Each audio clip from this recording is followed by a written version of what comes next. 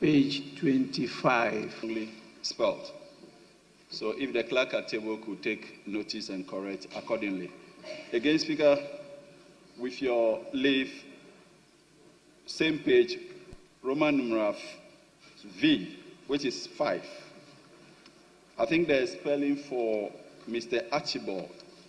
There is R missing. Thank you so much.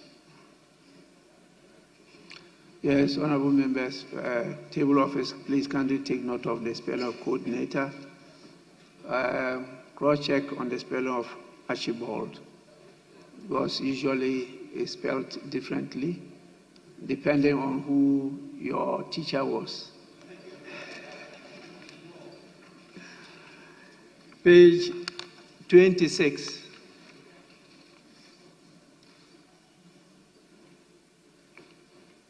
Page 27.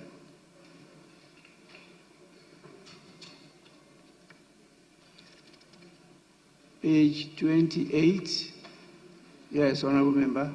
Oh, sorry, yes. Speaker, thank you so much once again. Page 28, item 3, that's under attendance. The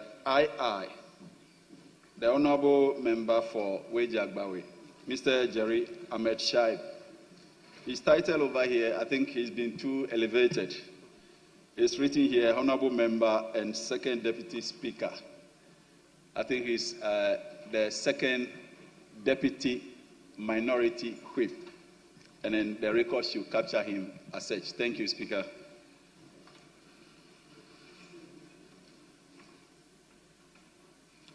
Yes, you are right, and I'm sure he will not contest that. Yes. Mr. Speaker, furtherance to that observation and your very good name. Here it is captured, Right Honorable Kingsford Alban Sumana Babin. I'm not sure whether the narration is captured correctly, but I'm thinking we refer to you as Ask Bagbin, Ask Baba. So, Right Honorable Alban Sumana Kingsford Babin. The arrangement is changed. And we cannot do that to our respected, distinguished, very fantastic, knowledgeable Speaker of the Ghanaian Parliament, who has done back-to-back on this most enviable seat. We can't do that to you. Thank you, Mr. Speaker. Yes, honorable member, that's why you are professor. Yes, my name is Ask Bagwin. I mean, people have been murdering it all over the place, but you just have to accept. But it's Alban Sumana Kingsford Bagwin. Ask. If you don't know, ask Bagwin. That's how I got it in this house. Yes, honorable member.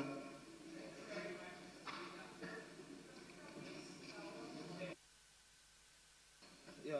Thank you very much, Mr. Speaker. Mr. Speaker, please, I want to beg your leave to take us back to page 24 on the report, the Committee on Gender's tour of orphanages and the Ministry of Gender and Children. When we went to the orphanage in Honorable Gizela's constituency, she joined us in our meetings and our activities, and I thought that that should be captured in the report. Honorable Eliklem Akurgu also joined us when we visited another shelter in her constituency of Domi Kwabenya. So, Mr. Speaker, I want to crave your indulgence and request that these two honorable members of parliament should be duly recognized in attendance of the activities of the Gender Committee. Thank you very much, Mr. Speaker. Kindly take note of that, table office.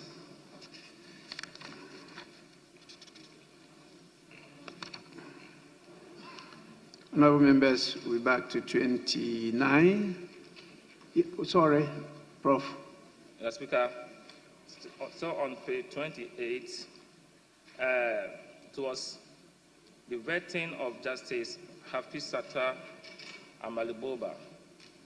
But curiously, I'm not seeing under in attendance any of his relations, and it is surprising that on occasion of this nature, he came alone.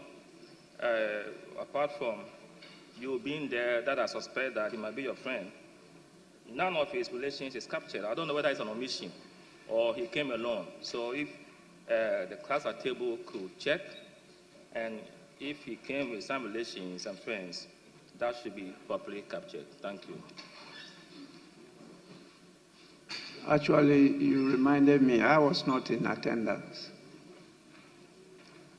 I wasn't present at the hearings of the Appointments Committee at all. So how my name found its place there is a surprise to me. I don't know any of you who saw me there. My spirit was there. I was there in spirit. How did you see my spirit?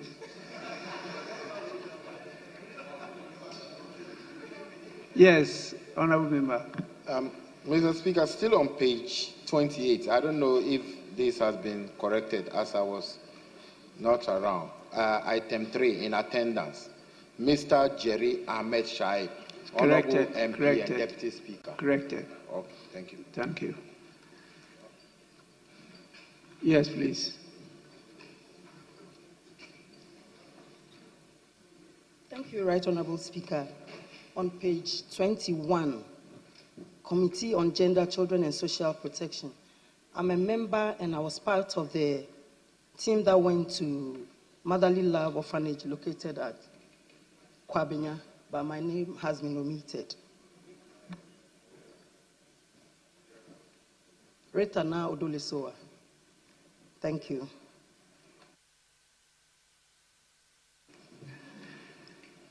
Definitely, I know you very well. Please, table office, kindly take note of that. Yes, Majority Chief Whip.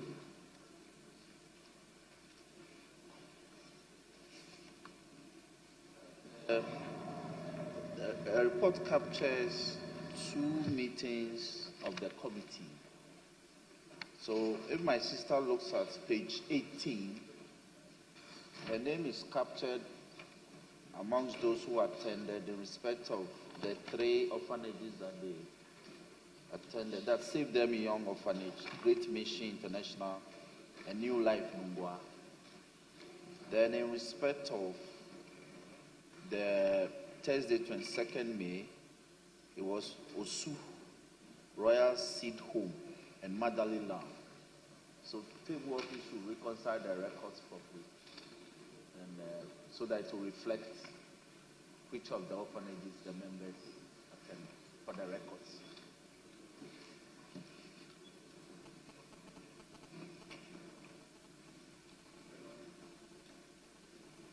Honorable Member, you listen to the Majority Chief Whip.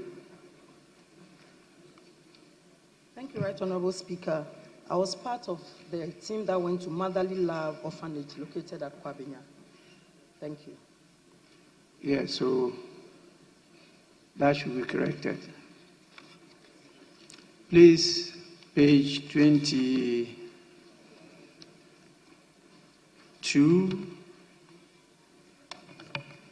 page 23, page 24, page 25, page 26, page 27, page 28, which we corrected, 29, page 30, page 31, page 32, page 33, page 34. Mr. Speaker. Yes, please. Mr. Speaker, with respect on page 33, under attendance, it seems our honorable brother Jerry Ahmed is seeing elevation. So you have him here captured as minority, second deputy minority chief whip. It should be second deputy minority whip. Thank you.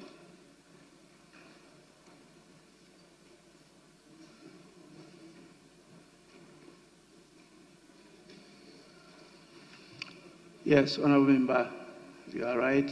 It should be noted we have chief whips and deputy whips. We don't have deputy chief whip.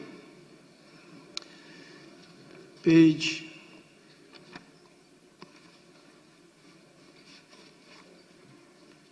34, page 35, page 36. Honorable members, in the absence of any further corrections, the votes and proceedings of Wednesday, 2nd July 2025 is adopted as a true record of proceedings. I have with me a copy of the official report of Tuesday, 24th June 2025. Any corrections?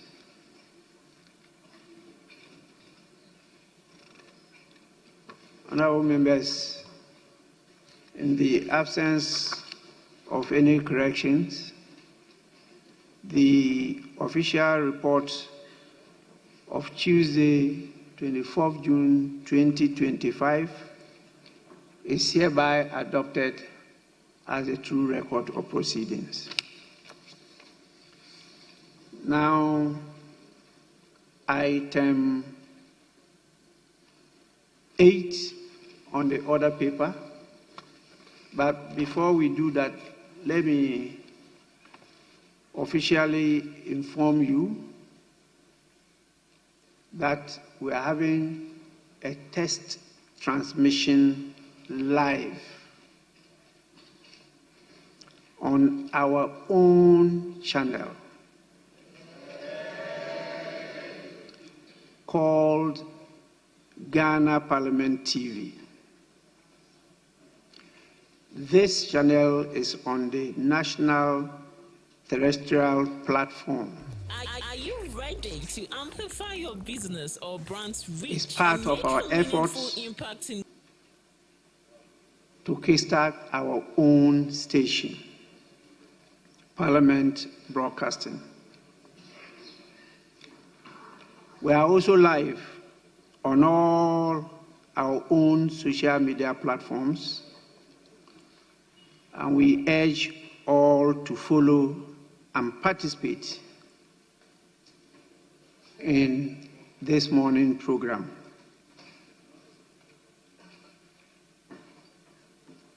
Our collaboration is with our own public affairs department.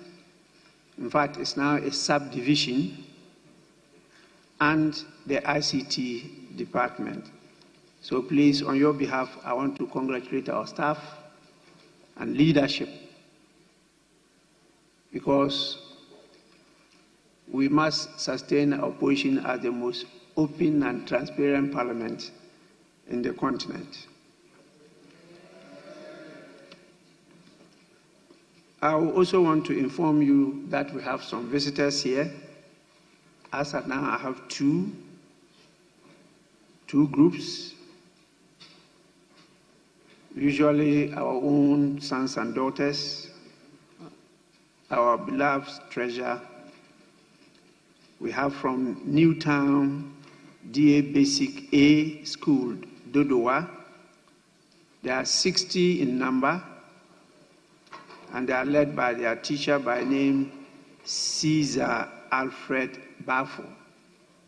Please, you can see them to the left, and they come from Shai Osudoku.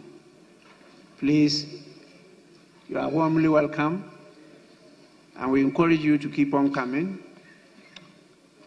You learn more than we did, and we pray that in future you perform better than we are doing.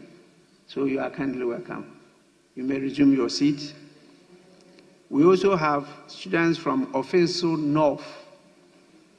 Offenso North. They are also 60 in number, led by the head teacher by name Francis Ewua. And definitely coming from the constituency known as Offenso North.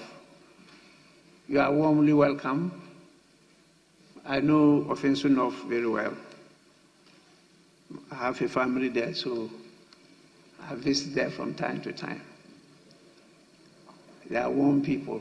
Thank you for coming, and keep on coming in spite of the distance and the costs.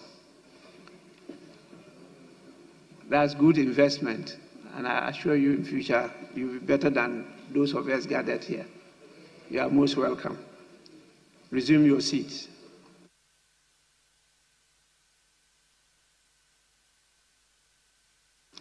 Yes, honorable members, we now take the item 8, unless there's, yes, leader.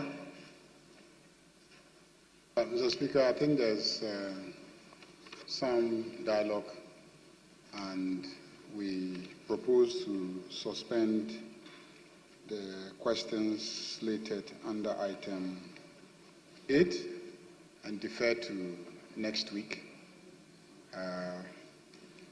So if you grant us that leave, we will defer the questions to next week, and rather,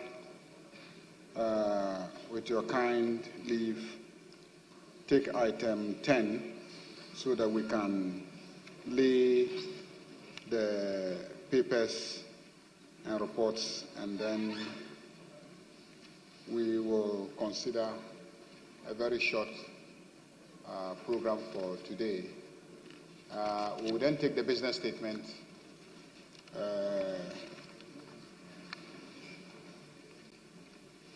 Thank you. Yes, so Mr. Speaker, I think with your kind permission, if we can suspend and defer the questions slated for item 8 to next week, and then take the business statement and present the papers contained in item 10 and then the other paper addendum.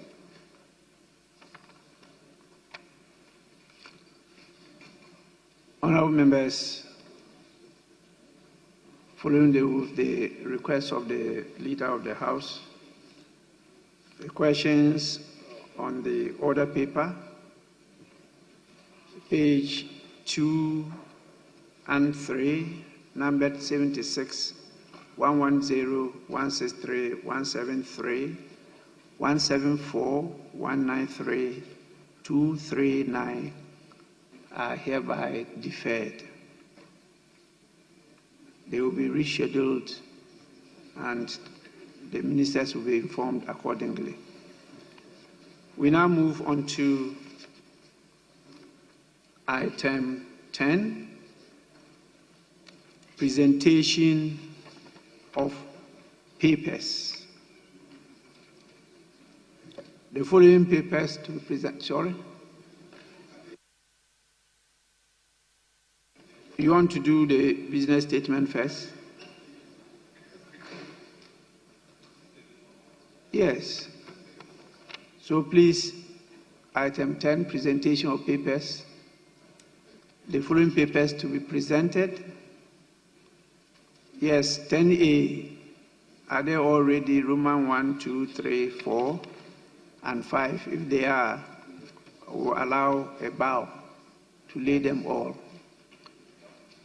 Performance audit report of the Auditor General on the procurement and management of medical equipment in teaching hospitals.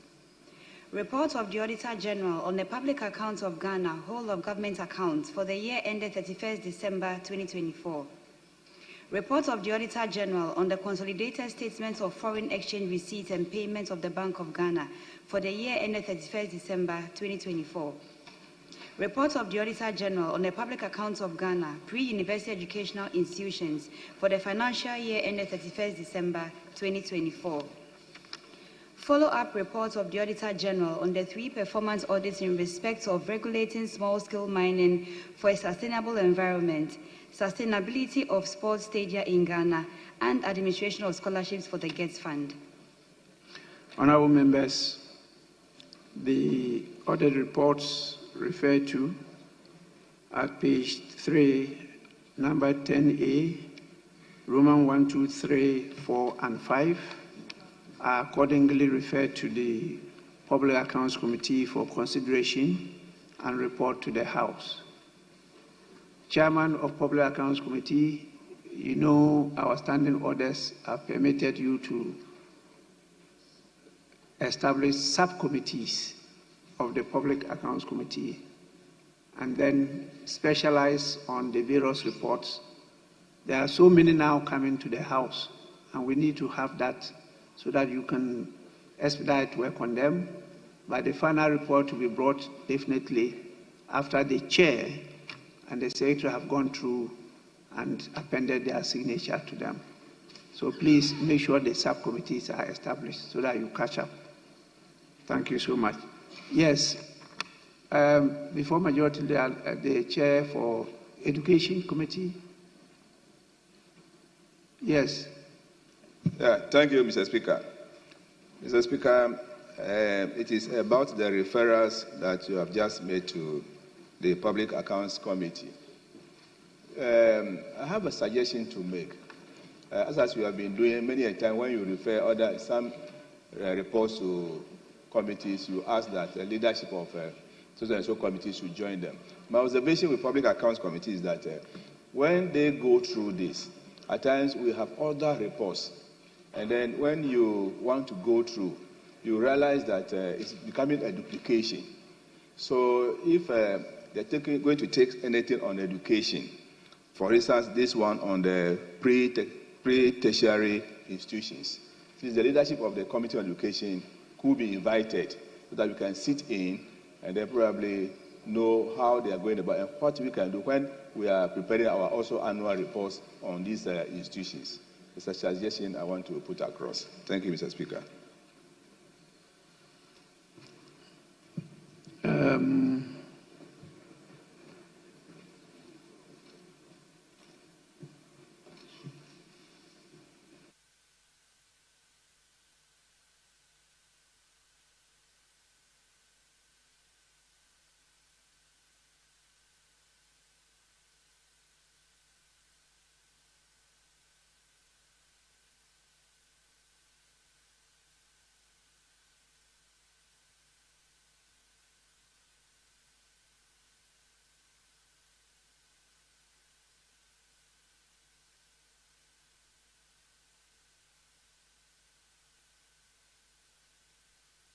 Chairperson, Public Accounts Committee, what do you say to this request?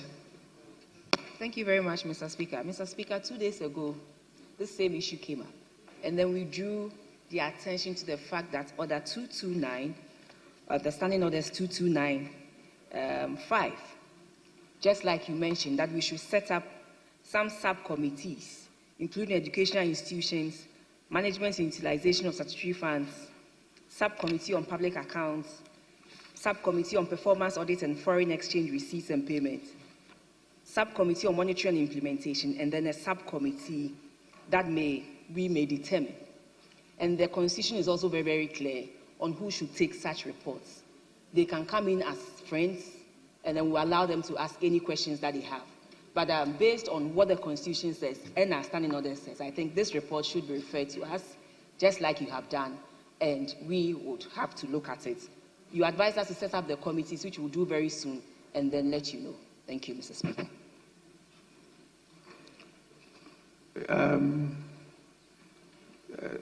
Leader, let me listen to your truth first.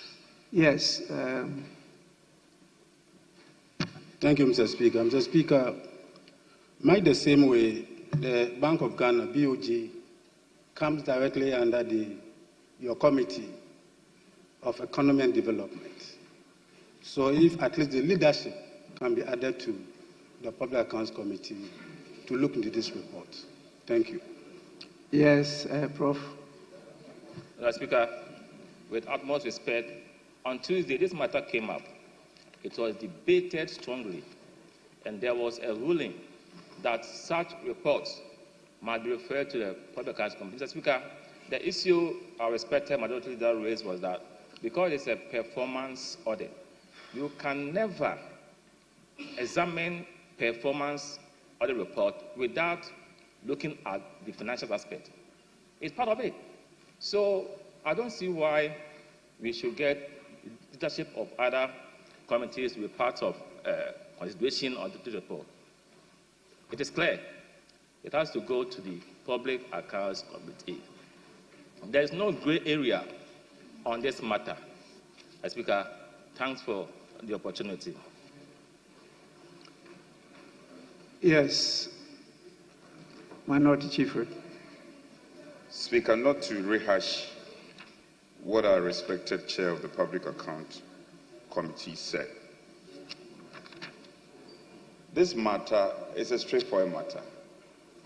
I can appreciate when colleagues appreciate some angle of matters at hand, often referred to the Public Account Committee, and believes they should have a bite. But with the greatest respect to our colleagues, these are straightforward matters. In my view, what is outstanding, Speaker, if you look at the Constitution, what is outstanding is Parliament's inability to do a follow-up in terms of the issues that are teased out by the Public Accounts Committee. It often happens that we debate the issues and then we leave them hanging. This House's ability to continue through to its logical conclusion, and there's a constitutional imperative that we should be able to form committees to get these matters addressed ultimately. That, for me, is the crux of the matter, and that's what we should be focusing on, not the referral. With respect to my ever-passionate chair and my colleagues, let's leave this matter as it is. I think we have not erred at all. Don't fix it if it's not broken. I thank you, Speaker. Yes, please. Thank you very much, Mr. Speaker. Mr. Speaker, the issue of reports that are supposed to be referred to the Public Accounts Committee are not in doubt. But performance audit reports are internal management tools that the entities themselves conduct on their own. So you expect that to go to the sector committees that are oversighting these agencies to look at them. But if it's an external audit by the Auditor General, then it appropriately should go to the Public Accounts Committee. Thank you, Mr. Speaker.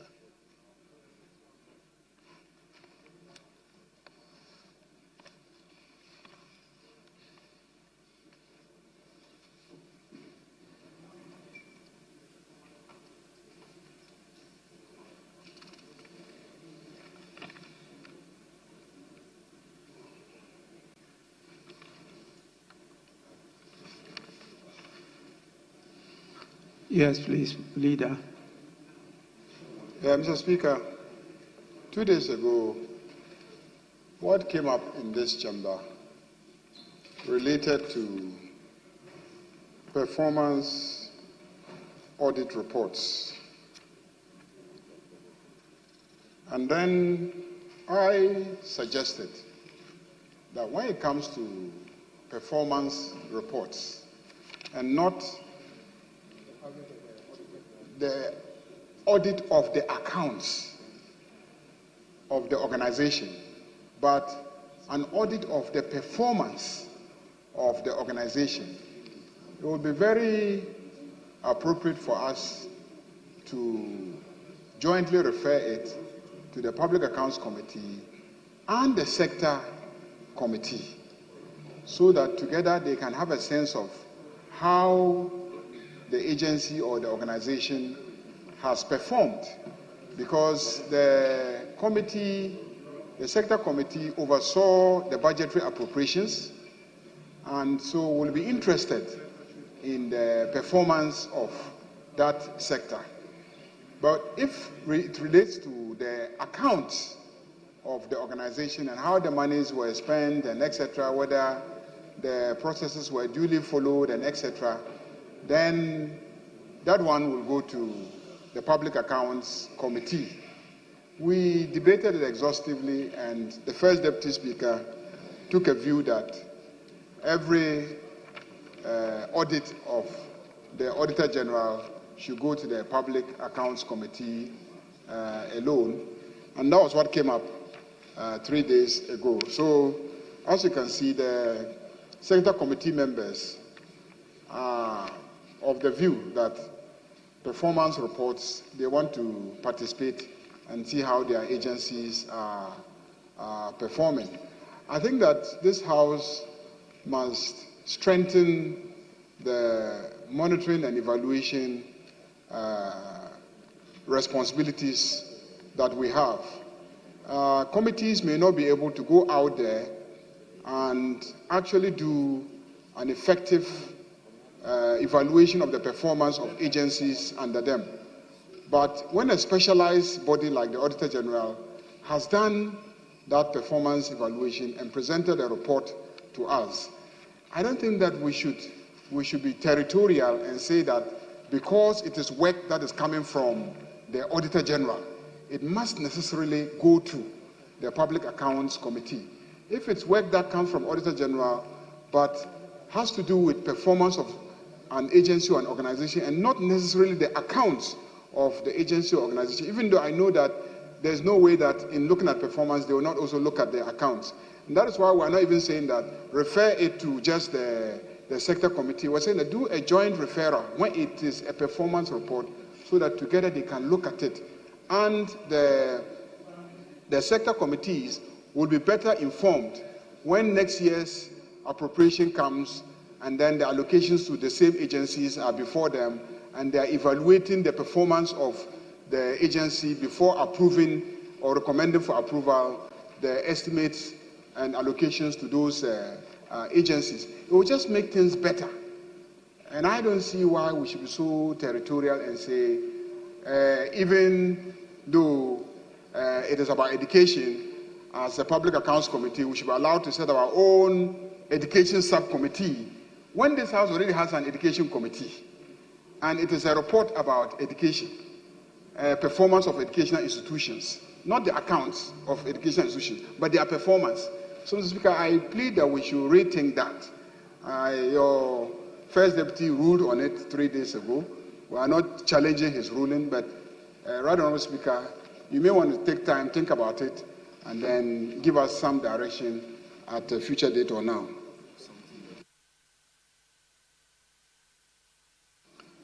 Honourable members, our rules are clear. I think the decision of the First Deputy Speaker is right, and we should go by it.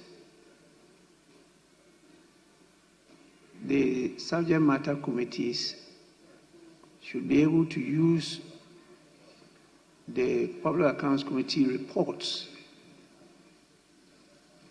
in monitoring and evaluating the performance of the subject ministries.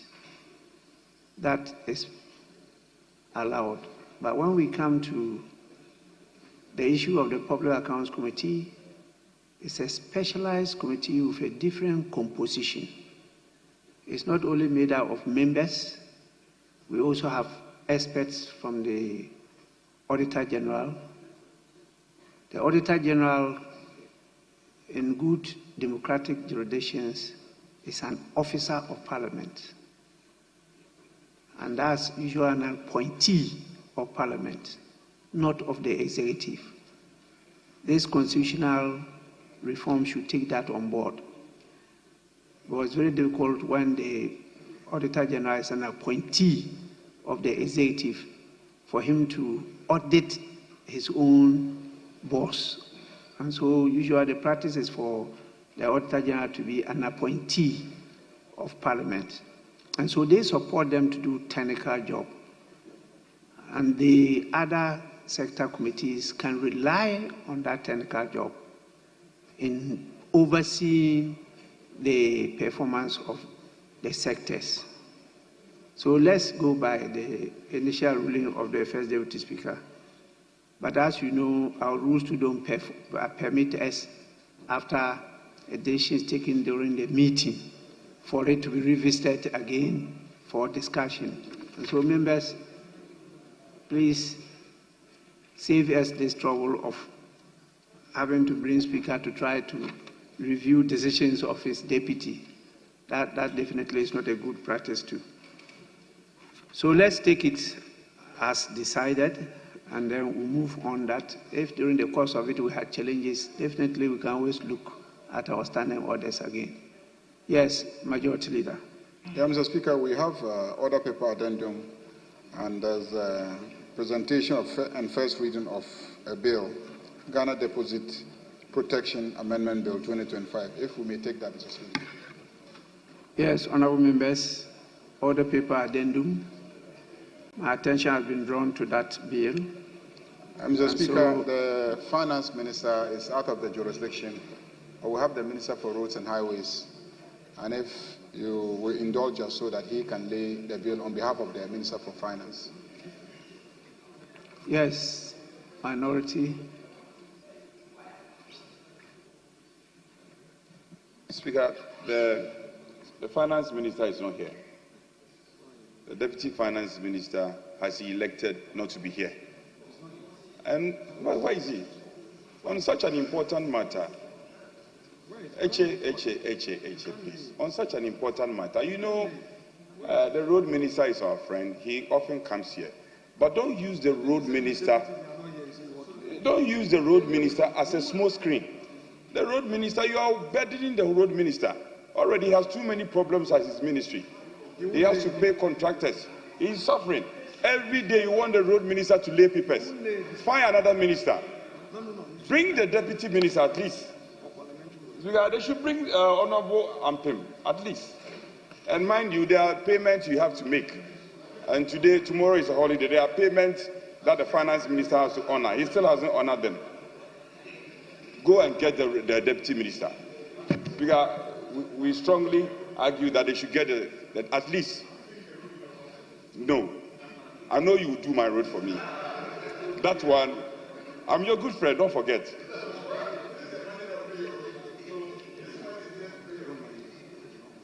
Get the deputy minister. Please, don't intimidate the Minority Chief Whip. Allow him to do his job. When you are giving him those signals like, if he continues, his road might not be done, it's not fair. I assure you your road will be done. Yes, please, this is the work of the minority, and I draw your attention to the fact that you must always get your ministers to come and do their job before the House. So kindly concede that one and improve upon it so that we can proceed. That is so, Mr. Speaker. Indeed, I pleaded with them. This morning. And that is why they agreed that we should even do the order paper addendum and then lay this bill this morning. We negotiated to make it a very short sitting today so that we can start our journey for a long weekend. Mr. Speaker, we can start our journey for a long weekend. So I'm pleading with them. And Mr. Speaker says, after I've pleaded with you, he will now allow the Roads Minister to lay the bill on behalf of the Minister for Finance. I've heard my friend, the Minority Leader, whispering to his front bench that they should insist on the Deputy Finance Minister being in the chamber. My brother, why are you doing that? What is the problem? You and I, we had breakfast, we enjoyed ourselves this morning. Honorable members, please. Yes, Chief. I know the chief who has been whispering. He has been whispering to him. So he's under the impression that I've also been applying the same formula. Our formulas are different. Our approach and formula are different. So I am aware the engagement you had with the Honorable Habib was to the effect that we defer the question on local government. But Speaker, for the love of our country, and I know how desperate you are, if we don't do this one, you won't have money to pay contractors. That's how desperate you are. You should be applauding the minority. We warn you, you won't listen. Anyway, for the love of our country, Speaker, we will allow the road minister, but he shouldn't forget, there are things he has to do. Road minister, there are roads in my constituency. So, Speaker, on that score, we will permit him to do the laying of the paper. I'm happy that sometimes you can be friends. We don't see that often. And please, let's see that you work together and you build consensus. Please, Minister, Roads and Highways, you may do so now. An act to amend the Ghana Deposit Protection Act 2016, Act 931, to enable the Ghana Deposit Protection Corporation to better achieve the object of protecting a depositor from loss as a result of the occurrence of an incurred event in respect of a member of the scheme, to support the development of a safe, sound, efficient, and stable market-based financial system, to ensure that the Ghana Deposit Protection Scheme conforms to international best practice, and to provide for related matters. Honorable members, the Ghana Deposit Protection Amendment Bill 2025 is referred to the Finance Committee for consideration and report to the House. I encourage the leadership of the Committee on Economy and Development to participate in the deliberation of this matter. Please, any more? If not, I hand over to the First Deputy Speaker. I have some delegation waiting on me. First Deputy Speaker, take the chair. Okay, so we'll take the business statement. Honorable members,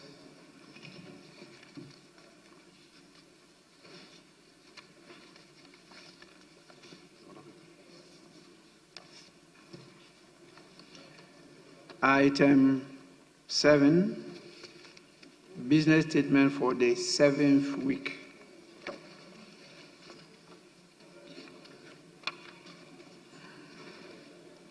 Chairman of the Business Committee,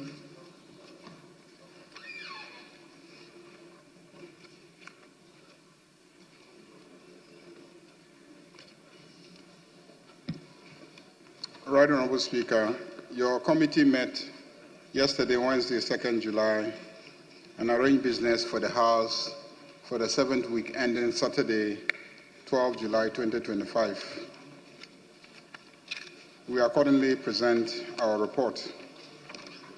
Right Honorable Speaker, may read any available communications to the House during the week. We have 55 questions. 12 of them are urgent questions, and then 43 are oral questions. And the ministers who will be answering those questions include the Minister for Trade, Agribusiness and Industry, the Minister for the Interior, the Minister for Transport, the Minister for Roads and Highways, Minister for Works, Housing and Water Resources, the Governor of the Bank of Ghana, the Minister for Food and Agriculture, Attorney General and Minister for Justice, the Minister for Defense, the Minister for Health, the Minister for Local Government, Chieftaincy and Religious Affairs. Statements pursuant to Order 91-2 by Ministers of State may be permitted.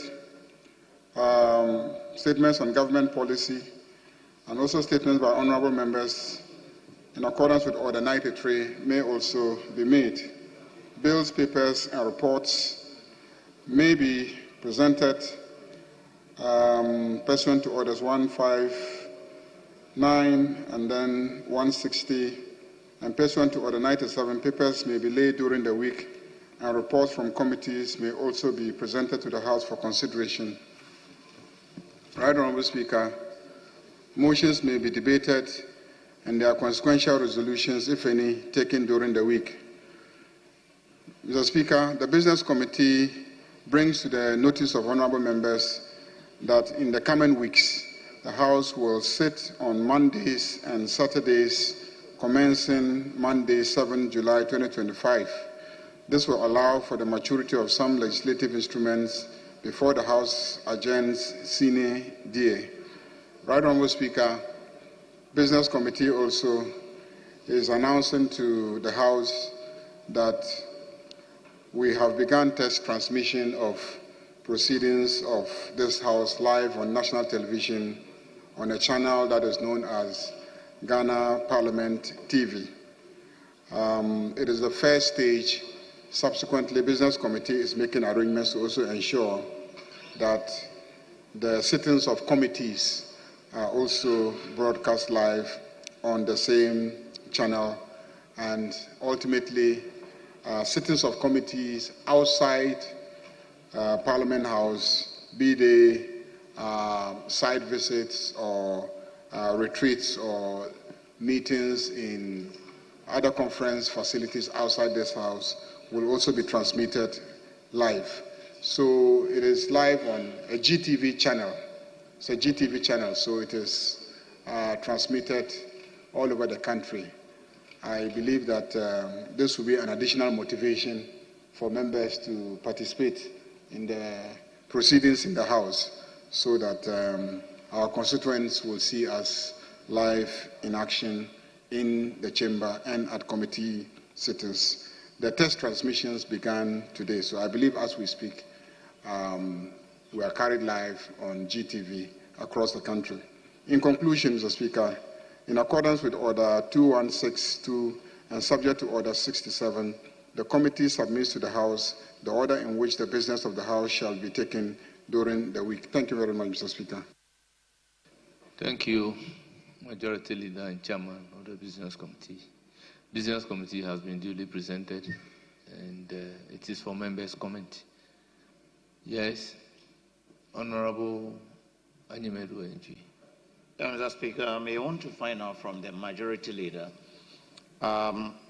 He has notified us that from 7th, we would have to sit on Mondays and Saturdays.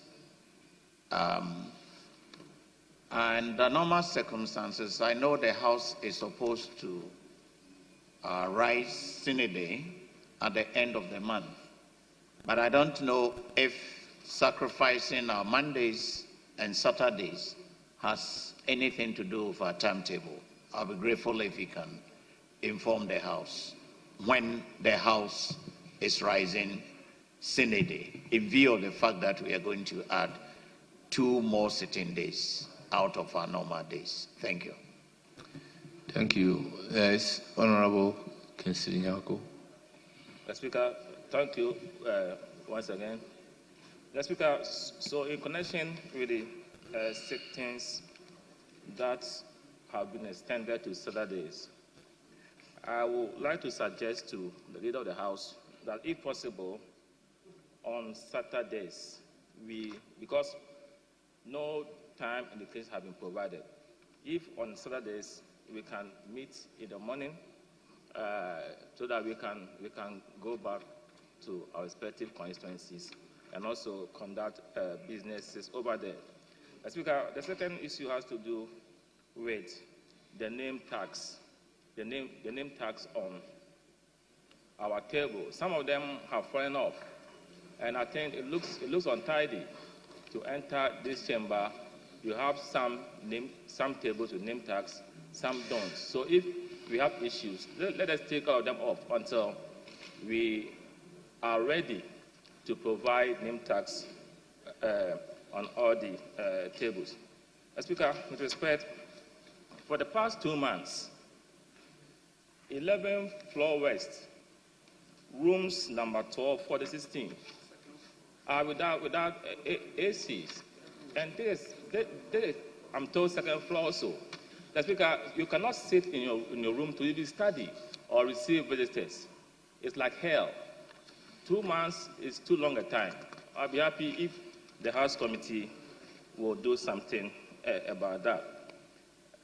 Also, regarding papers on the console, the Speaker, if the ICT department is not ready with configuring the system, I will plead in all humility that they should provide us with the hard copies of the papers so that we can have, because we need to keep some in our archives. There is no provision for archiving these papers on the console.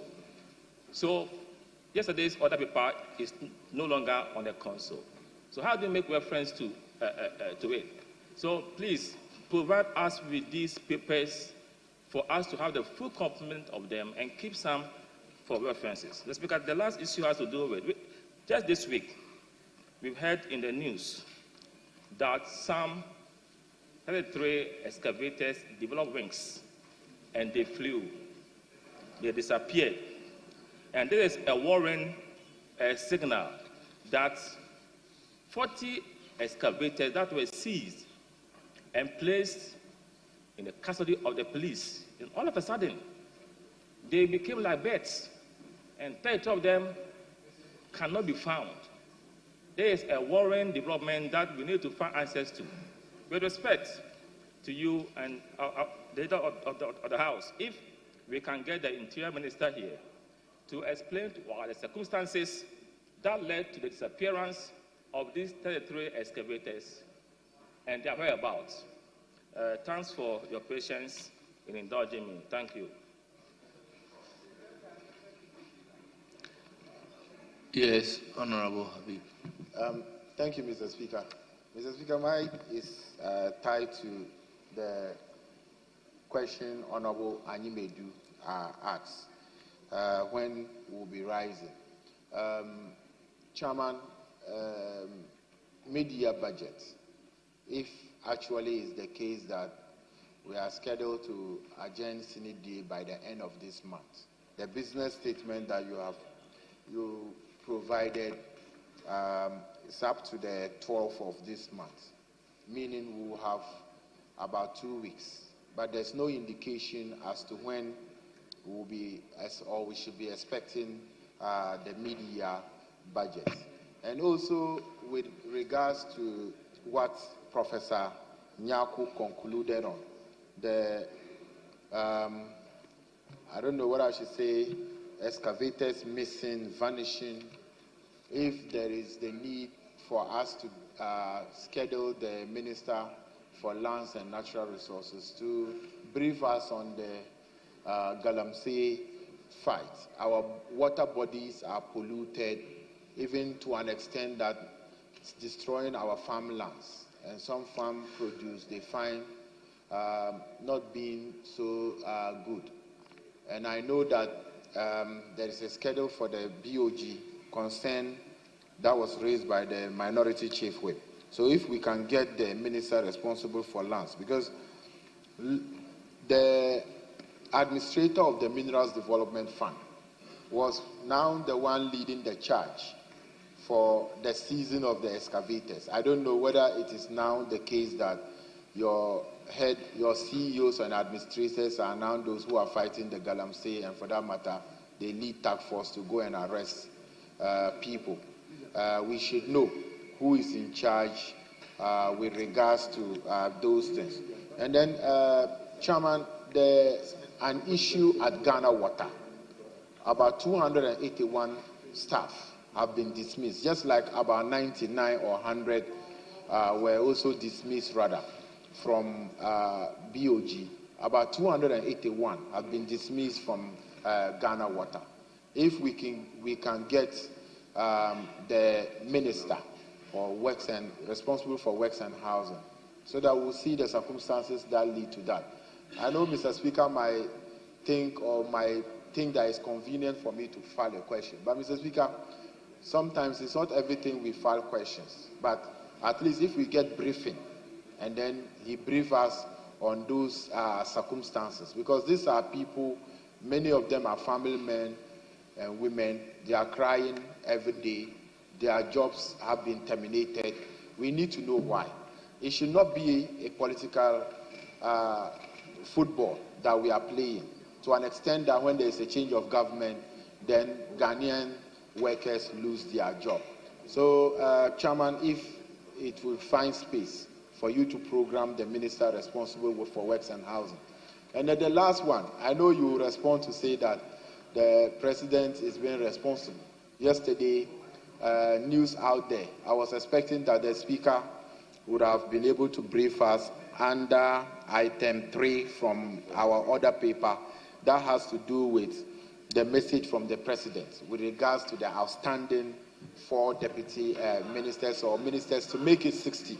You cannot say he is done until there is an official communication from the speaker. Left to me alone, nothing is done, because the speaker is the one who will read it and refer it to the committee, the first deputy speaker chair. There is nothing like that. So to this house, it's still something on the on the social media. Lastly, Mr. Speaker, I mentioned it to the majority leader and the chairman of the business committee. We heard that the president launched or the 24-hour economy. Parliament, as important as we were not consulted. There was no pre-briefing to us, to an extent that it is going to cost us $4 billion for the fact that it is going to cost us $4 billion. Members of Parliament need to understand, and we need to understand why. We represent the people. The 275 members of Parliament represent the entire country. So the president cannot launch a flashy program, 24-hour economy, to many sectors. I don't know how it's going to work, because we're still experiencing doomsday. So if you are having doomsday, you cannot keep lights on for 8 hours. How do you even use electricity in the manufacturing industry to run a 24-hour economy? So I think that majority leader, a committee on the whole, the coordinator or the one in charge should be able to brief us.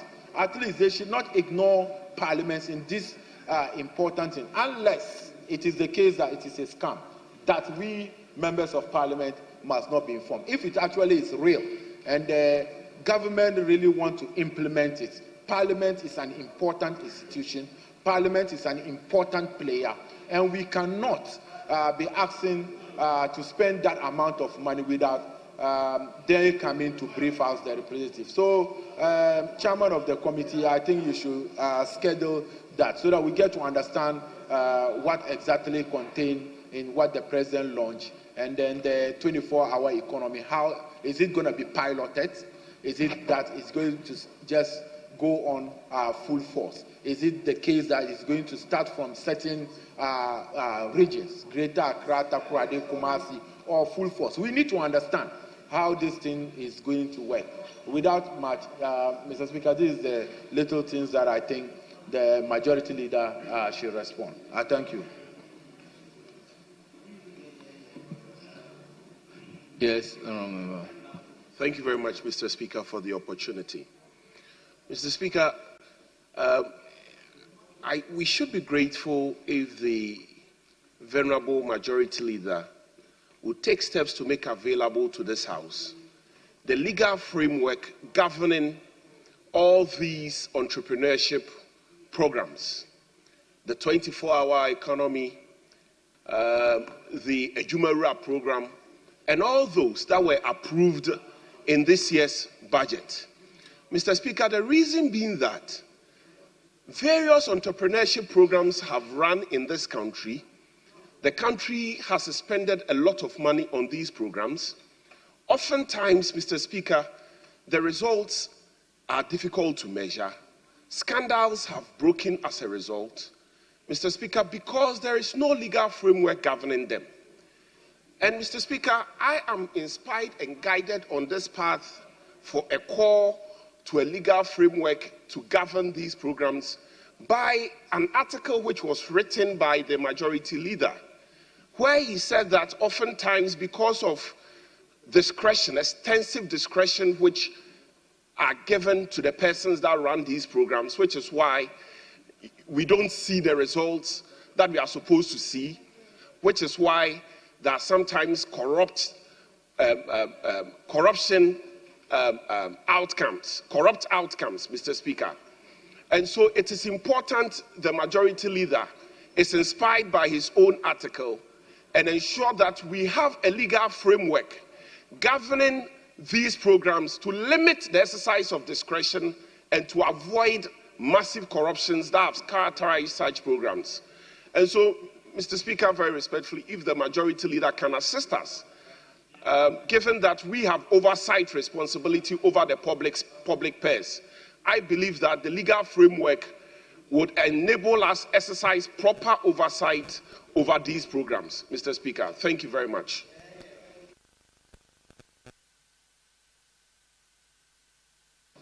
Yes, Dr. Kabiru. Thank you very much, Mr. Speaker. Mr. Speaker, just following from what my respected colleague, MP4 Manshia, said, mindful of the fact that the Electoral Commission has issued a statement to the effect that some election is going to be conducted. I am mindful of the independence of the EC and the need for their work, but EC is accountable to the good people of Ghana. And if the respected leader of the House will be minded, and if so pleases, the EC should be invited to justify to the good people of Ghana why rerun of 19 polling stations has to be conducted in a constituency in Ghana. Mr. Speaker, I'm saying this mindful of the fact that that constituency has been without representation for almost 7 months. And it is also important that they have representation. But the conduct is going to determine the stability or otherwise of the country. So my Parliament should be concerned as to the decision. So I'm just asking the leader of the House to invite the Electoral Commission to give us the basis in line with Article 23 and 296 of the Constitution, the discretion that the EC has to come out with this particular directive. I think Parliament has to be informed accordingly, and then we are informed. Thank you very much. Yes, Minority Chief Whip. Speaker, let me join hands with colleagues who earlier raised a matter concerning the sudden vanishing of excavators. 33 out of 40 excavators. I think is a matter that is of public interest and importance. The leader, I must commend for the achievement where now proceedings and committee meetings will be carried live. I think it's been a vision of past leaders to get this thing crystallized. And under his watch, the two leadership have put their heads together, and it's commendable. However, I think the ultimate should be concerns about the engagement of the Ghanaian public by this House. The Public Affairs Department should step up its engagement with the public, the Ghanaian people. That is an aspect I find important and quite as a missing link. Leaders spoke to possibility of we sitting on Saturday and Monday. Generally, I'm not sure members are opposed, but there are fundamental considerations. And the Chief Whip, who I'm not sure is paying attention to me, has to do these things, the in-house considerations for the Saturday and Monday sitting. So we are in your hands. Let's make sure these concerns are sorted. Yes. Speaker, at the last, I think about 2 weeks ago, the Business Committee had resolved, following a suggestion from members who had lamented on how referrals are getting dusty and not being dealt with. And one of the strategies was to ensure that these referrals are repeated in subsequent business statements when they are presented. So we mentioned specific referrals, and then the committee leadership, i.e. Committee of Finance, they will list the outstanding businesses that have been referred to them and not being dealt with. Leader, I think you acceded to that call. We practiced it the last time, and I realize this draft is conspicuously missing. I think we should revisit that, and that will put some pressure on the committee leaders to make sure these works are being dispensed of. Speaker, last week I related to the 2.4% increment by the PRC in terms of electricity utility. And I had also made the point that the tariffs, leader. I've also made the point that the variables are taking a nosedive. Exchange rates, inflation, weighted average cost of gas at the international market and all that. And the leader has said that. I was opting for the PRC Executive Secretary. The leader has said that it should rather be the Minister of Energy and Green Transition. So there was an agreement, there was a prior agreement that this should be done. It finds no expression in this business statement. So, and thankfully we don't have any briefing captured by the draft report so far. Thankfully, so there is space. So there is space. So let's make room for the Energy Minister to be here. PRC, 2.45% electricity tariff.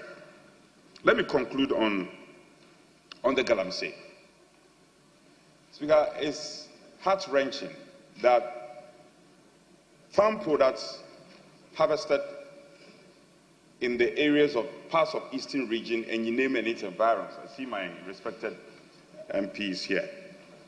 It is reported that mercury is found in some of these farm products. It may be true or not. It's been widely reported. Now, the Galamseyers are now heading to the main road, the Accra-Kumasi road. It's under threat. It's under threat. Turbidity levels of our water bodies getting out of hand. We can't be silent as the people's representatives. The Minister for Lands and Natural Resources, Honorable Ama Kofi Boah, who has refused, and the executive, backed by the executive, refused to bring the mining lease agreement. Anytime I raise it, majority leader will say, oh, I'm in agreement with you. I'm in agreement. It is one thing being in agreement, and it's another thing raising the matter and convincing cabinet to ensure that this agreement is brought to this house. Why would the executive take us for granted? Up to now, it's been more than a month. Gophers that are mining. 3 months. And the people's representatives have still not seen these agreements. Coupled with the fact that water bodies are being destroyed, farmlands are being destroyed with its intended effect of food security. We can't keep quiet. Ama Kofi Boah should find his way here. Next week, he should be the next minister on the bill. Apart from the energy minister, the lands minister should be here. Unless, of course, you are telling us that now you are not interested in the Galamsey fight. Then the people of this country will know. So, Majority Leader, I saw you writing notes. I hope my suggestion finds convenience with you and you have included this. These matters are important. To conclude is on flooding. So the rains have won and the signs are clear. The signs are clear. So what is the work of the Ministry, Works and Housing? What are they doing? And the NADMO. Let us not wait to hear reports of places in Accra being flooded, lives being lost, before we hurriedly run to this house to brief this house. Let's make hay while the sun shines. Speaker, in a summary, these will be my observations, and I hope the leader will take it in good stride and respond positively to it. I thank you, Speaker. Any other observation?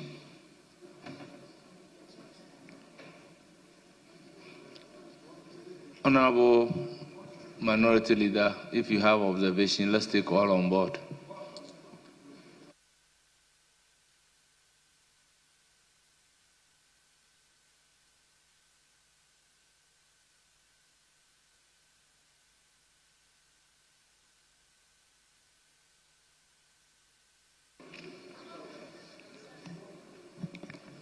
Mr. Speaker, thank you. Mr. Speaker, I have a couple of issues that I would put across for the leader of government business to take up. And I believe that these are national issues that will help the governance of our country. Mr. Speaker, issue number one has already been raised by our colleague, Dr. Kabiru of Wale Wale constituency. Mr. Speaker, yesterday we woke up to a surprise announcement by the Electoral Commission.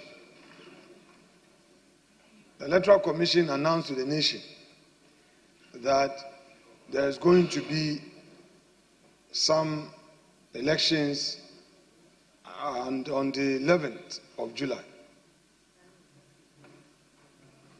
And today they put out some polling stations that, according to them, these are the polling stations that the elections will take place. I want to tell the Electoral Commission that they are dealing with issues of their own integrity.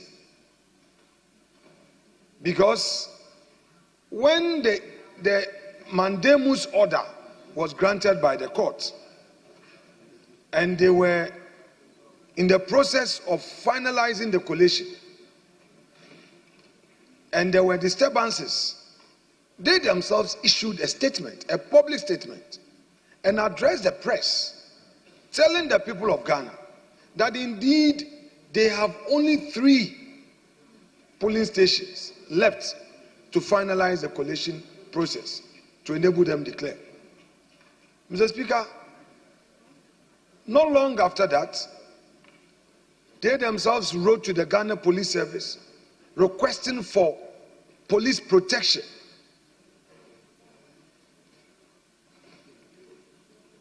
A member of this House filed an urgent question, which question compelled the EC to come here. A lot of supplementary questions were asked. The Deputy Chair, Dr. Bosman, sitting in for his boss, told us that all they need is security to enable them finish the 3 polling stations. I ask a question: what has changed? Mr. Speaker, we should be careful as a democracy how we are managing this democracy.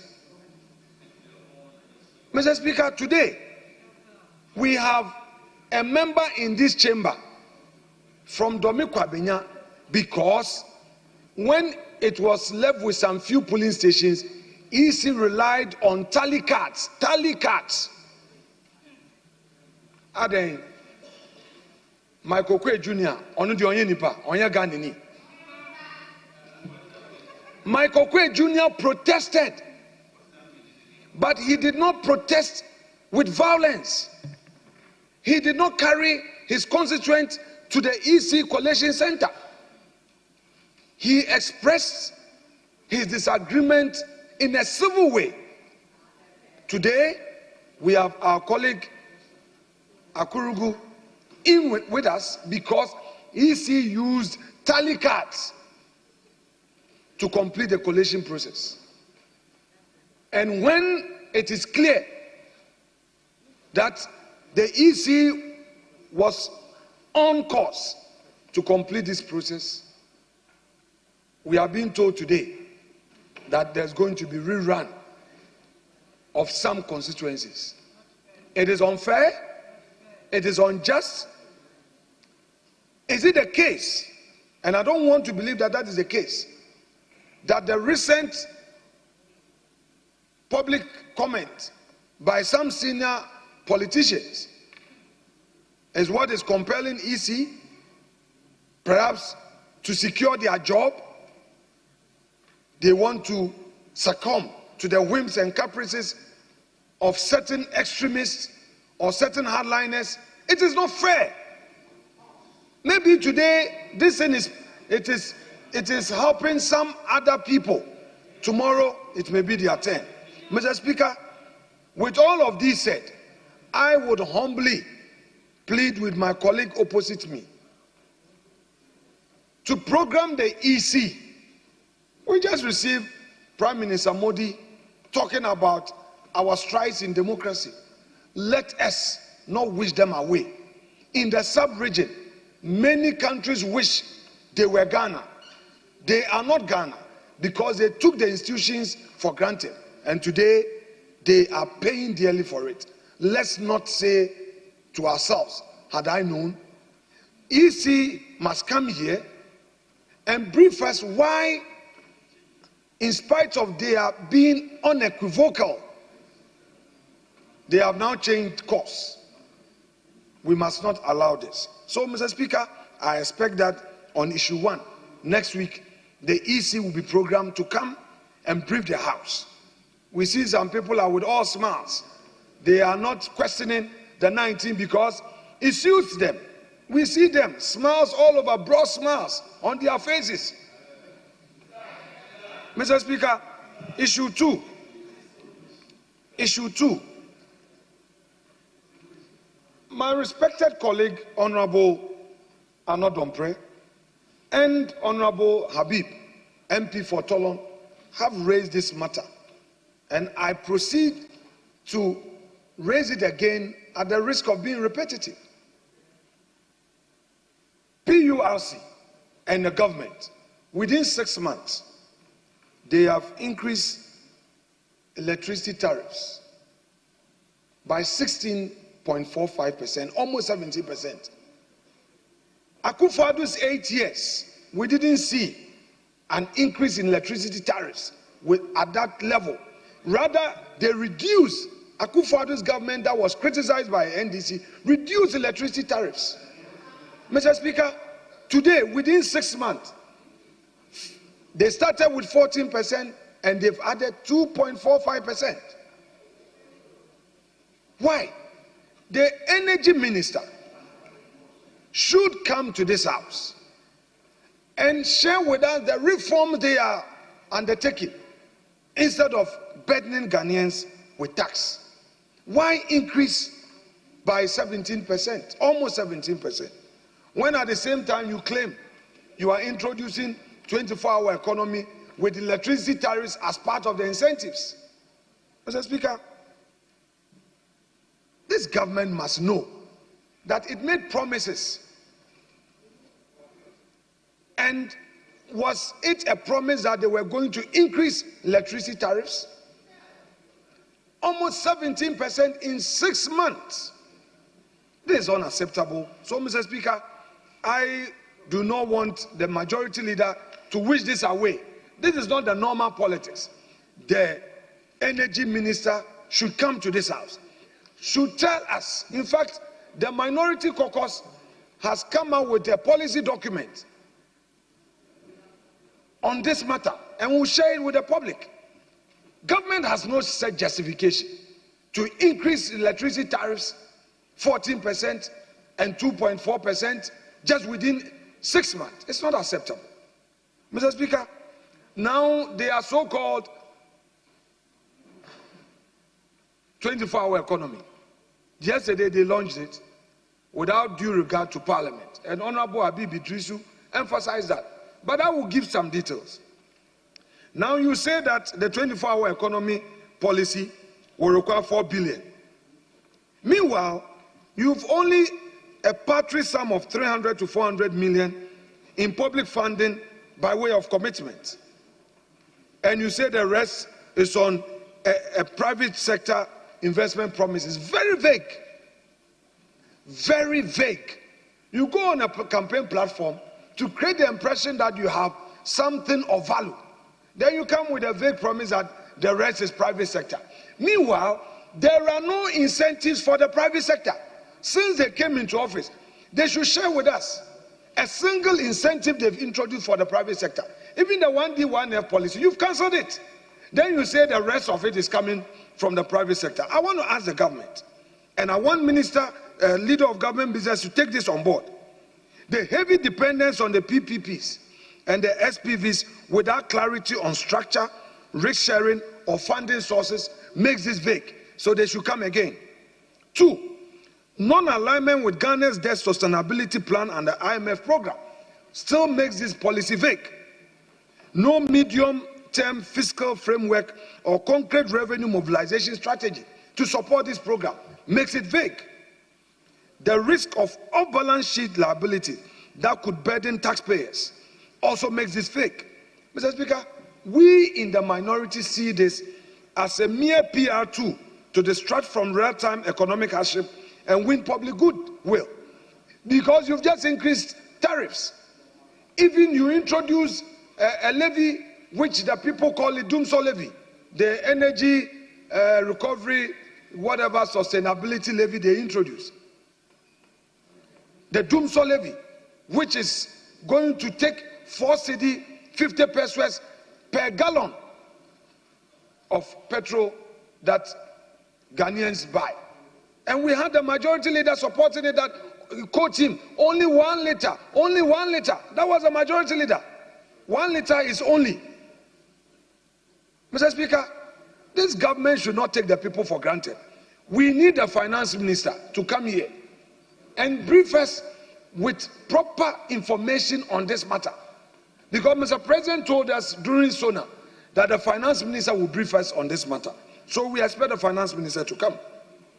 Mr. Speaker, on the Galamsey fight, the TUC, organized labor, was bold on May Day to express its displeasure and disgust on what is happening. In fact, according to the TUC, the situation has even worsened. Today, we know what is happening there. Can the former leader, deputy leader of this house, who is now the minister, come and really brief this house on what he is doing to stop this Galamsey? It was a major campaign tool that the Akufo-Addo government couldn't do much, and that government, NDC government, would introduce a state of emergency on this matter. Where is the state of emergency? What are we hearing?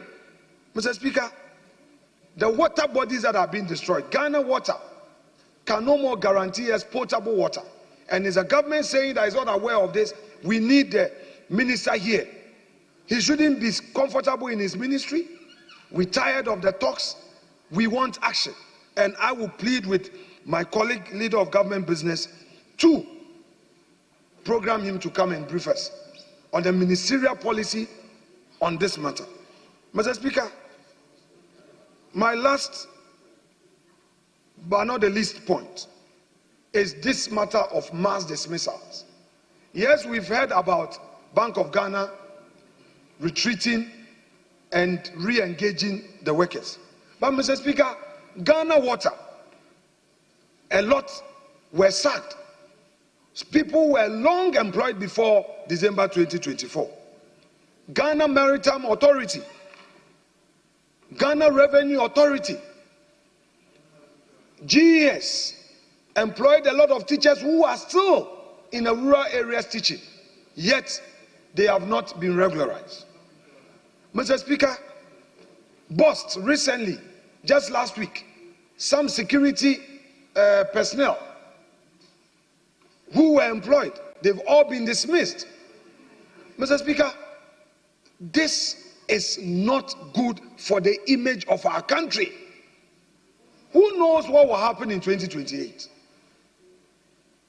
So some Ghanaians are considered as not being part of the government because they are not party people.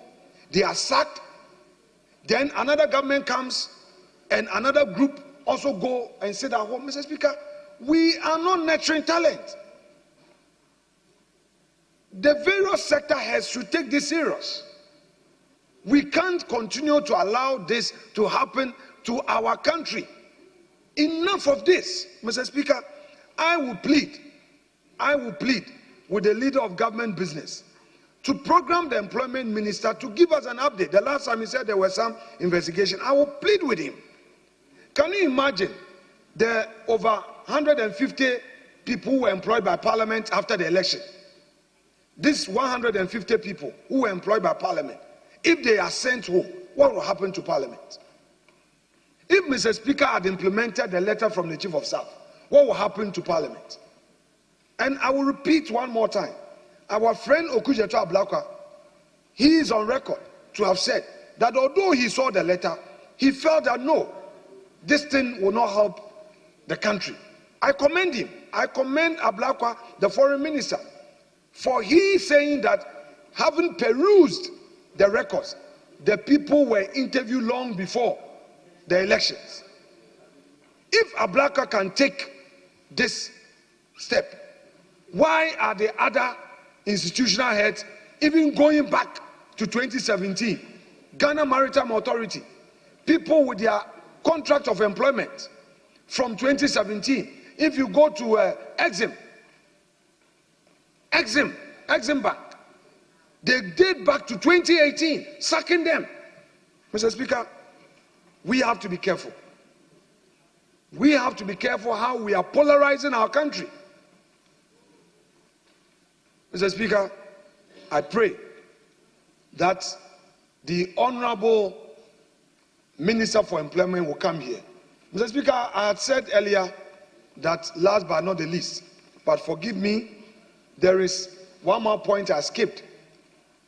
Mr. Speaker, I and my colleagues in the minority caucus are not against accountability.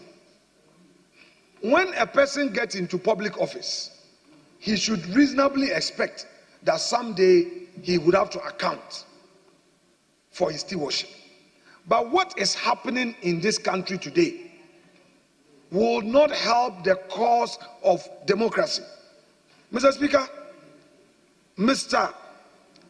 Abdul Hanan Wahab, former CEO of National Food Buffer Stock Company, and his wife were arrested by IYOCO on June 25th, 2025, for some alleged offenses.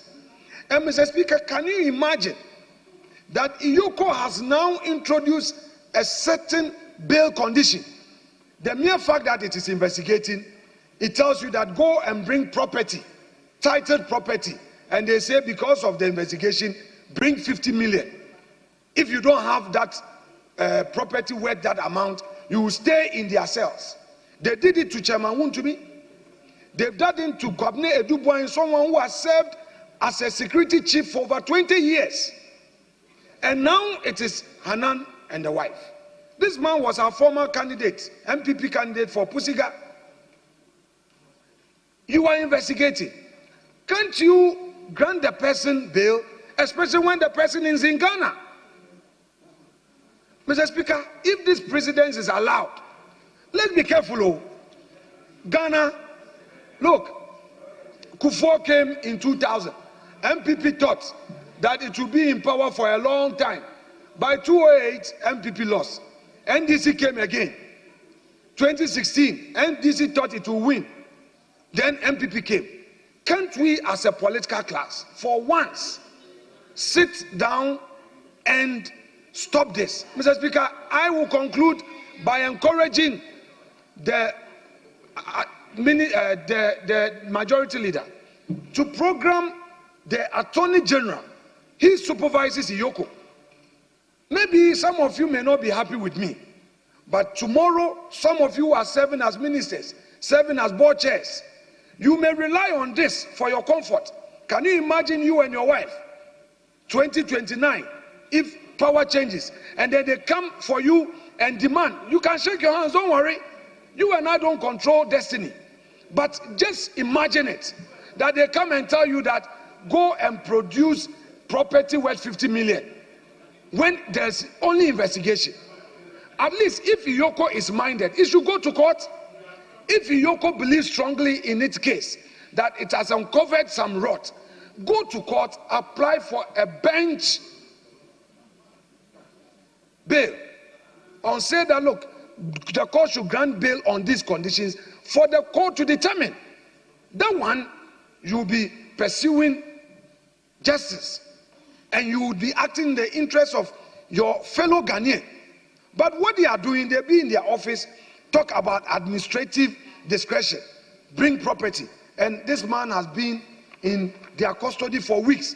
And if you go, they'll say, oh, we have granted bail, they have not met the condition. If you make the bail condition onerous, I will plead with my respected friend, Mr. Raymond Archer, the executive director of Iyoko, and his team to look at this again. It is not helping our country. Ghana has moved past this. People are suffering. Mr. Speaker, I rest my case and pray that the leader of the House will look at the issues raised and address them for us. I thank you.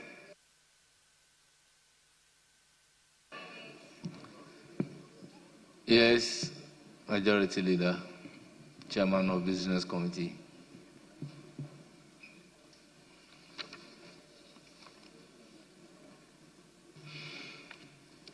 Right Honorable Speaker, let me thank honorable members for the issues raised regarding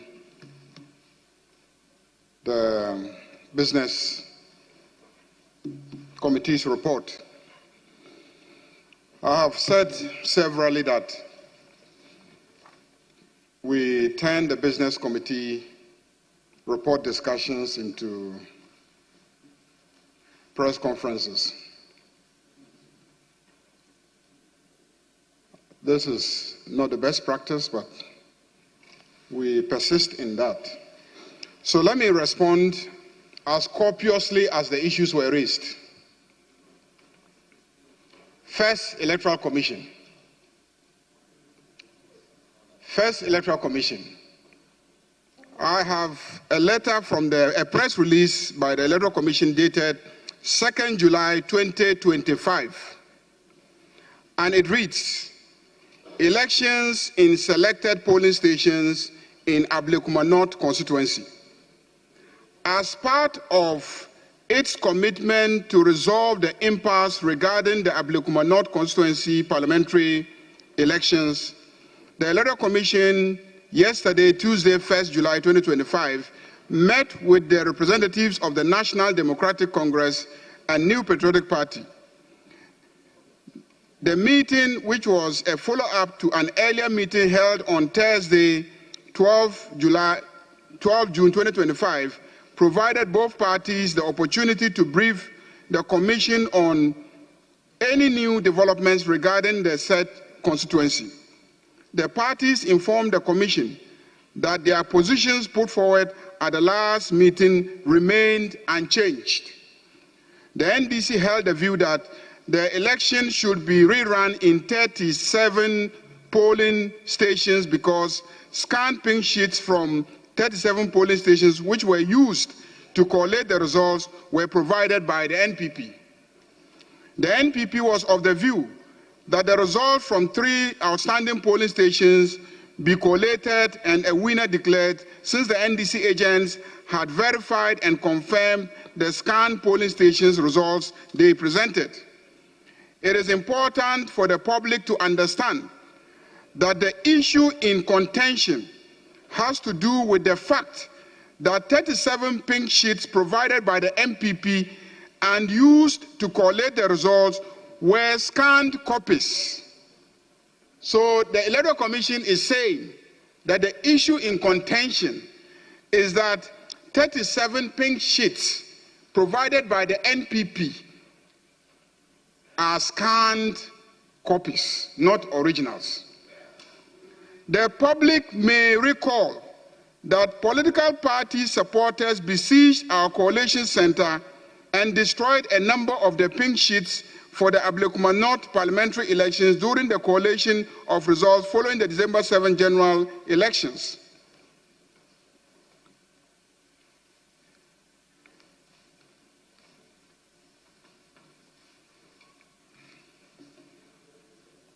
Trying to get the second page.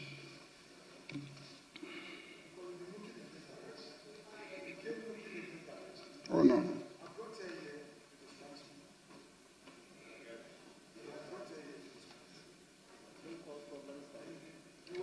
After extensive deliberations, and this is important, after extensive deliberations, the Commission informed the political parties that it will proceed to rerun the election in 19 out of the 37 polling stations.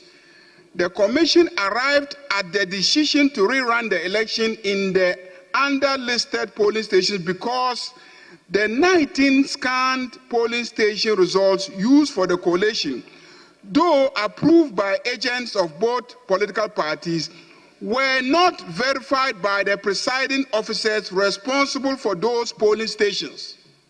This is the reason. The Electoral Commission is saying that their own presiding officers did not verify the 19 polling stations. And because their presiding officer did not verify the 19 polling stations, they don't think that those polling station results should be used.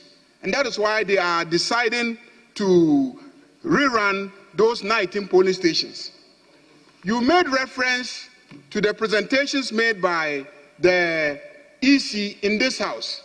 If you recall, after the EC's presentation, I drew the attention to the fact that the matter in contention was the issue of verification of the pink sheets, the scanned ones, and that their own presiding officers did not verify the pink sheets.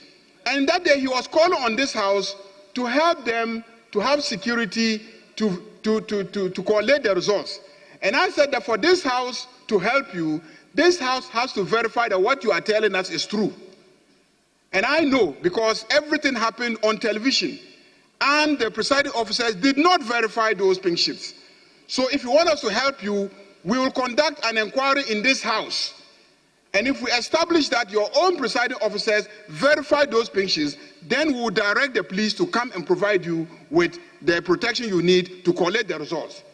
This is what has made them to go back, think over it, and now decide that they have to come clean on the fact that their own presiding officers did not verify the scanned pink sheets. And if the scanned pink sheets were not verified by their own presiding officers, on what basis should that be used? That is why they are calling for a rerun of those 19 polling stations. I don't know why you are afraid. Why are you afraid?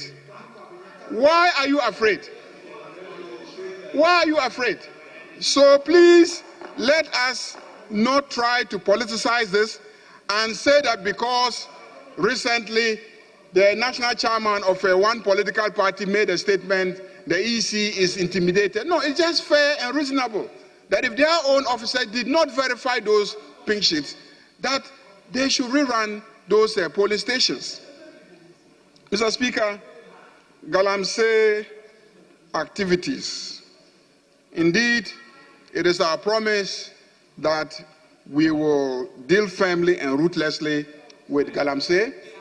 We have embarked on a relentless war to end Galamsey. We have confiscated a lot of excavators. Indeed, if you go around the country and you go to Galamsey sites, you will not see excavators engage in Galamsey operations. That I can assure you. We still have some of our own citizens engaged in the artisanal mining activities. Indeed, long before Galamsey became a major issue, artisanal small-scale mining activities were ongoing in our various communities. What made it a major environmental problem is when sponsors introduced the use of huge earth-moving equipments, that is, excavators, dozers, tipper tractors, trucks, and etc. That increase astronomically the level of devastation of our environment. If we are able to stop the excavators and earth-moving equipment from being used, and even just confine it to the artisanal activities of people just, using pickaxes and etc., would have considerably narrowed down the extent of damage caused by Galamsey. So I'm happy and I'm confident, and I can report with all confidence that the level of devastation that we saw a year ago is no longer happening at the Galamsey sites. We are not saying that we have totally wiped out Galamsey, but we have dealt a deadly blow at Galamsey. We have dealt a deadly blow at Galamsey. We have recovered the forests.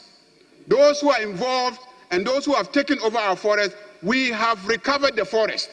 And the minister was here, and the minister reported on all these things. So please don't present a picture out there as if nothing has been done about Galamsey. Mr. Speaker, the legal framework for policies being raised earlier on, and in particular, the issue of the 24-hour economy that was launched yesterday, you must understand 24 hours economy. And it was presented to this House by the head of the Secretariat. He came here, committee of the whole meeting, and he did a presentation to us. And it was launched yesterday. All Ghanaians were invited to the lunch. And as members of parliament, even when we are not invited to an event, we monitor the events on radio. Many of the issues that you are raising here, you heard them on radio. You read them on social media, on various platforms. You were not there. Were you there when 16 excavators got missing? How did you get to know? You heard it. You heard that one. But you didn't hear about the launching of the 24-hour economy. Selective hearing. So, 24-hour economy, the $4 billion that is being discussed is not government money. The $4 billion is going to be private sector money with small government support to catalyze those ones. And those matters were mentioned in the budget. The President, in addressing Parliament, informed Parliament in the State of the Nation address. The Finance Minister mentioned it in Parliament here in the budget. When he comes for media review, he will repeat it. And every single policy, when it requires legislative approval, rest assured that I sit in cabinet, it will come to this Parliament for approval. Every single policy that requires legislative approval. So it's not going to be a policy or program that will not be monitored. And you ask the question that what are the incentives? That no incentive has been introduced by this government since assuming office. That is palpably untrue. Mr. Speaker, since this government took over, we have introduced policies that have led to the strengthening of the Ghana cedi. That is the major hindrance to the private sector. When you have an unstable currency that is ballooning and they cannot predict and they cannot project and they cannot plan their businesses, they cannot negotiate with their suppliers and they cannot determine prices because every day the dollar was changing and they were having difficulties managing their business, and some were actually closing shop and moving to our neighboring countries. There can be no incentive better than stabilizing the dollar, bringing it down and stabilizing it. And that is the greatest incentive to the business community. There is no better incentive than managing inflation properly. And we have managed inflation properly.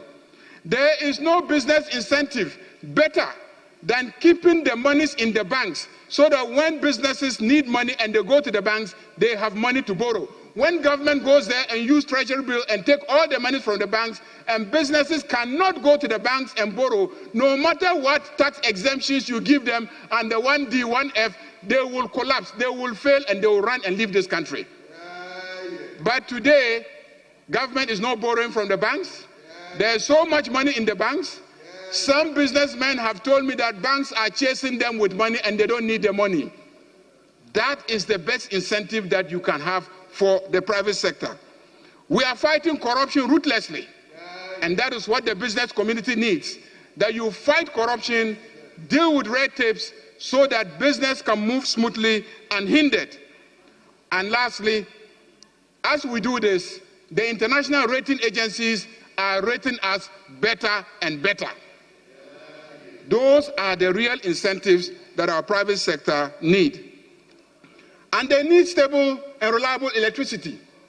And that is why we are taking steps to make sure that they have reliable energy. And that is why, to deal with the reliable energy, you must deal with the debt. Yesterday, the Minister for Energy and Green Transition was here in this house, and he communicated to this house that we have a debt of over 64 billion Ghana cedis in the energy sector. This debt must be paid. And who has to pay them? Who has to pay them? It still has to be the same taxpayer, the same consumer. No, you ask the questions, I will give you the answers. Why do you want me to conclude? And that is why a 14% or 16% increase is fair, because 64 billion Ghana cedis debt is owed by the energy sector and has to be paid. It has to be paid by consumers, paid by taxpayers, and managed by government. And the minister was at pains yesterday to explain the extent to which he is ensuring that the debt is reduced through efficiency in the management of the sector, efficiency in procurement.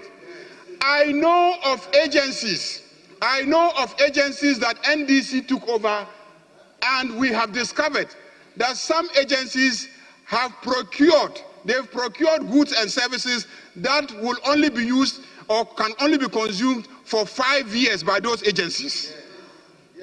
Why? Why will you procure goods and services that can only be consumed in 5 years? Why do you burden an agency to that extent?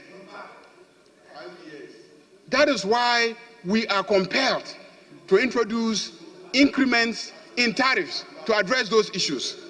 And let's get to the employment and the so-called complaints of dismissal. Mr. Speaker, the Foreign Affairs Ministry is a different ball game. There are state-owned companies and corporations who will never make profit because we have saddled them with huge labor expenditure. We have employed and recruited far beyond the numbers that they need to be able to perform properly and profitably. And so some of them are compelled to lay off some of the workers. Otherwise, they can never be profitable. The Energy Committee had a retreat with the energy sector agencies. Ghana Gas Company reported to the Energy Committee that when the Ghana Gas facilities were established, they had 120 workers managing the facilities. The facilities are still the same. They haven't increased in size. Today, they have 1,200 workers. A facility that can be managed by 120 workers, and you go and burden that facility with 1,200 workers. And yet you haven't added additional facilities. The same plant, no change. And you want the management to continue to make profit with that level of burdening. And that is why in some cases, when they have an opportunity, they will have to make sure that they cancel the employment so that they can have some room to manage and try and be profitable. So please, let us clean the mess. Let us clean the mess. This country has to be reset. Some of us have to pay a price. We have to pay a price so that this country can be reset. So I plead with you, don't over-politicize every single decision that has been taken. Because if we are really going to go on that route, everything that you did, we will expose you. Mr. Speaker, the issue about 4 deputy ministers, I'm sure when the appointment is done, the communication will be to your very good self, and you will announce it. I've already touched on the excavators. We will check with the Minister for Lands and Natural Resources if indeed any excavator got missing, where it got missing, and he will come and then explain to this House. Sitting times, yes, if we are going to sit on Mondays and Saturdays, I think ideally if we start early in the mornings, Mondays, early in the mornings, Saturdays, so that we can close early and then we can go and then attend our funerals and other programs. The mid-year budget, the date will be communicated to us very soon by the Minister for Finance. We will communicate the date. I'm sure we can communicate the date on a Saturday. Don't worry about that. The condition of air conditioners, I'm sure they are being worked on by the relevant officers.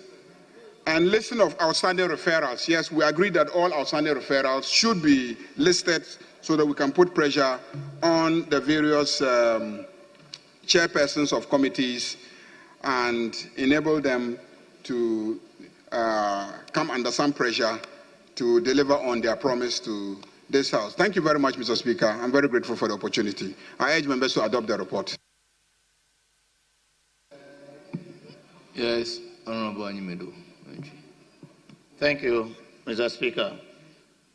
Mr. Speaker, the majority leader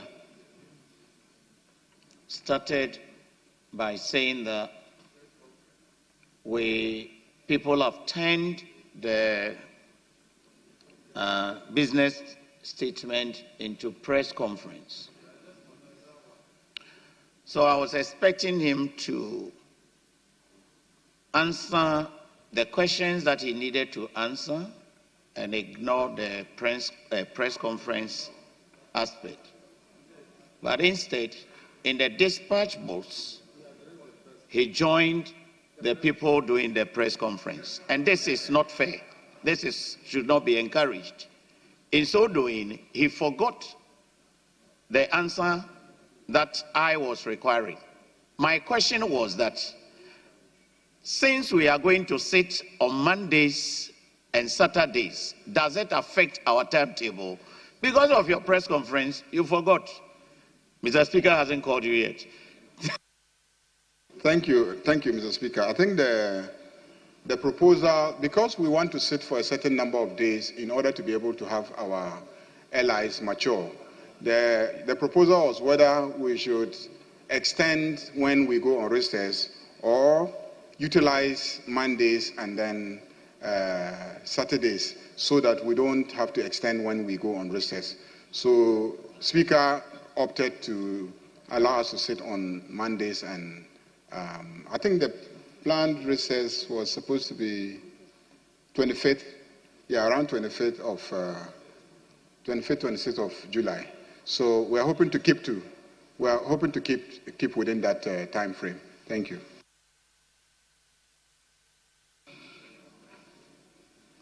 Honorable members, the leader and Honorable Anyimedu raised a very important issue, and as a House, we need to give it a thorough deliberations. Honorable members, the rules governing business statement are very clear.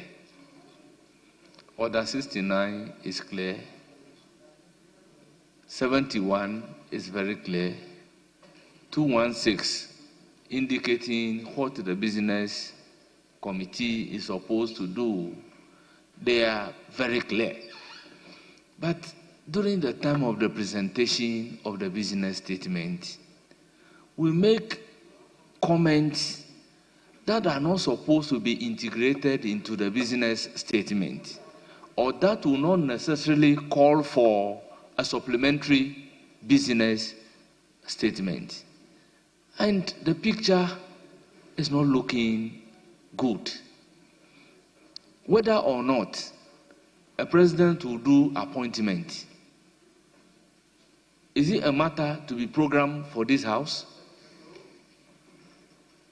The bail condition by EOCO Is it a matter to be programmed by this House?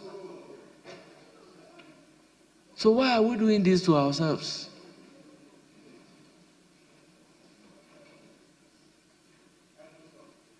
And every day at the presentation of business statement, it's as if we are doing press conference. The comment is supposed to be on the business statement as presented. And we continue to inflict this injury to ourselves.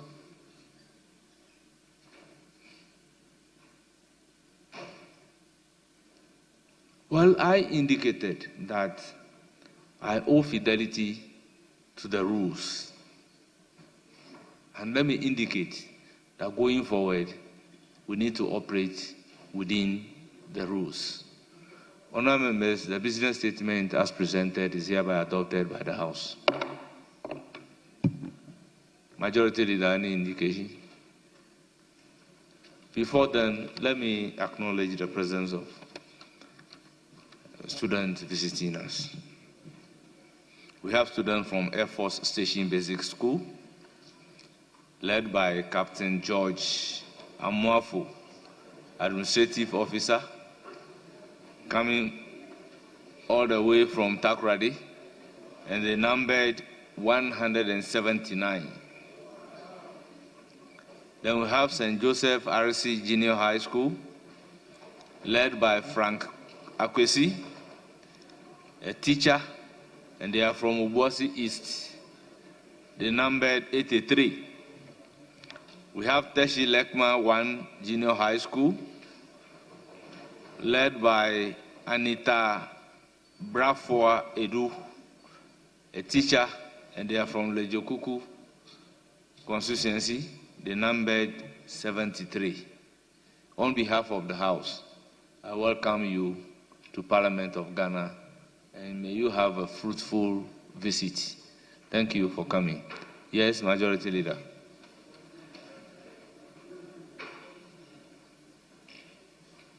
Speaker, we are in your hands. I think that we want to be able to adjourn early today.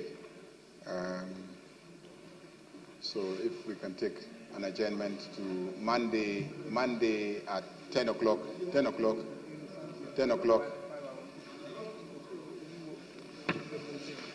Okay, Mr. Speaker. Yeah, we started at 9. Oh, we started at 9. We started at 9. So it's 5 hours now. It's past 5 hours. So we are your hands. We started at 9. Honourable Majority Leader, it's few minutes to 2 o'clock. So may you move a motion for adjournment. Few minutes to 2 o'clock. So, Mr. Speaker,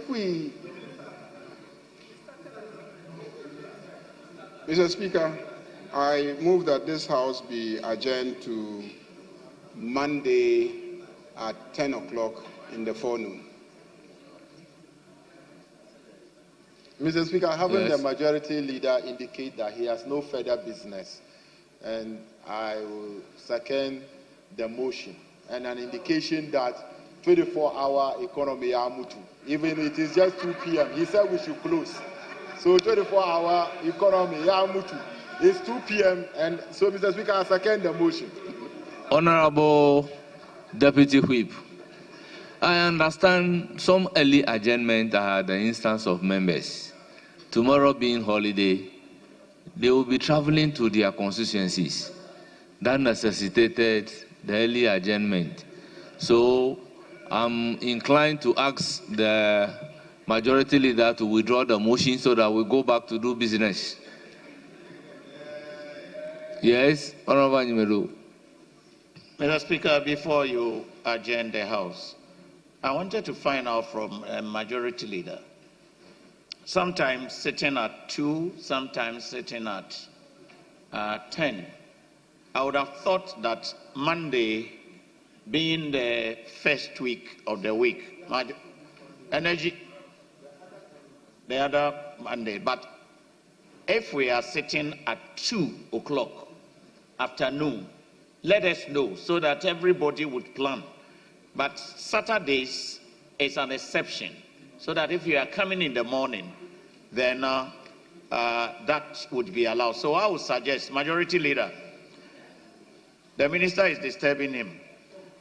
So I would suggest that Monday's sitting should be at 2 o'clock, as we sit with the other days. And then on Saturdays, we can come early, and then we can travel. Thank you. Please. Next week, Monday, the Majority Leader said that we should sit at 10. And that's what I'm saying, that we should continue with the normal 2 o'clock afternoon. Thank you. Honourable members, motion moved and seconded. The question is, as many as are in favor of the adjournment, say aye. Those against, say no. The ayes have it. The House is accordingly adjourned till Monday, 7th July 2025 at 2 o'clock in the afternoon.